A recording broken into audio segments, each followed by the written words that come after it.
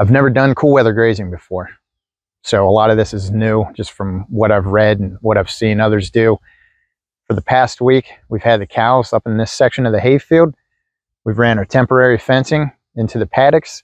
We also have semi-permanent fencing into the perimeters, because next year I'd like to also keep this general outline before installing the permanent fencing, just to kind of see how I like this setup. I would have had the cows out here in the summertime, but I don't have a portable shade structure yet, and so I waited until the cooler weather. That way they could be out and the sun's not too hot on them. Ideally, the rotation is changing the cows once a day.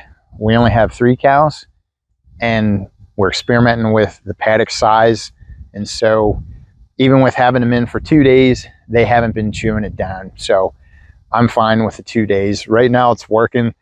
I think the paddock looks great. The setup that we did is just get a perimeter fence. This is semi-permanent. Fiberglass posts all the way down, and the poly wire electrified. And then where we stretch the paddocks across, just to give it that extra strength, we pounded in some T-posts. And then down on the other end is where we place our spool of wire. The paddock that they were in the other day, you can see there's still quite a bit of vegetation left. A lot of the dead stuff is left. Moving into the one from yesterday. Different spots they laid down, went to the bathroom. Still a lot of vegetation left.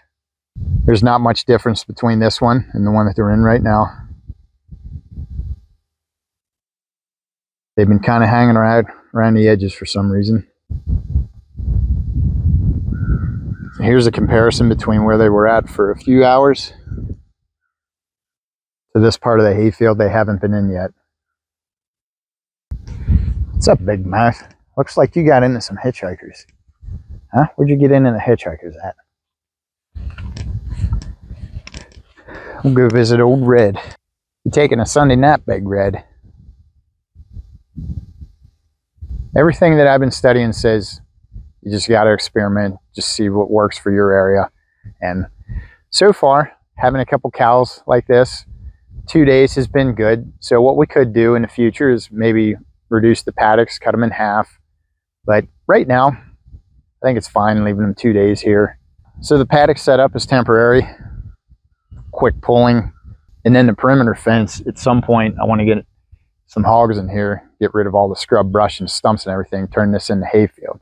So I don't want to have my permanent fence up here yet. T-posts a little bit harder to pull out, but that's why that's semi-permanent. I do plan on increasing the herd eventually. Hopefully next year, doubling the size, maybe even triple, get it to like 10 cows. Now there are some different sources out there that you can go to that'll tell you for this pasture size, go ahead and put this many cows in. But having a small herd like this and trying to do the math for this paddock size and that, you tend to get really small paddocks. So just decided to go ahead and make the paddock size bigger, maybe keep them on for 2 days instead of just the 1 day. So far it hasn't caused any issues. I've been doing conventional grazing for a lot of years, but I'm still relatively new with the rotational regenerative grazing. And the research that I've been doing, even getting a chance to ask folks that have been doing the mob grazing rotational for more years than I've been alive, I've asked folks, you know, how many cows per paddock size, and you try to, you know, do your reading, and it's always, it depends. And that's annoying at first, and it seems like a cop-out, but the more I've been doing this now, it makes sense, because this is late October, and here in Pennsylvania, normally some years you would have, it would snow mid-October, other years it would be t-shirt weather. This year we haven't had any snow. It's been relatively mild, but there's been some cold nights. It hasn't frosted yet. And normally too, in the springtime it's very rainy, then the summer's dry, and then it gets rainy in September. And it's been all flip-flop this year, to where it's a very dry spring, and a lot of folks ended up baling hay in May, which I don't ever remember the majority of farmers baling hay in May. It's always been June was kind of the early time. And then July and August was extremely rainy. And then September was very dry. And then now October's kind of picked up to kind of regular rainfall. As far as how many cows per paddock size and a lot of that is making sense as far as what grass type. Kind of the biggest takeaway that I've gotten from it is what's the grass length to start with, and then you just don't want to have it less than a few inches.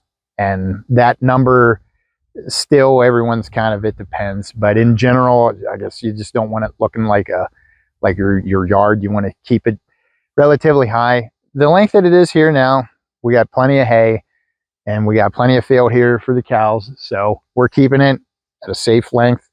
I'm good with this grass length, the stuff that I've been doing my research on. This looks like it's a pretty good length, so I'm going to go with that.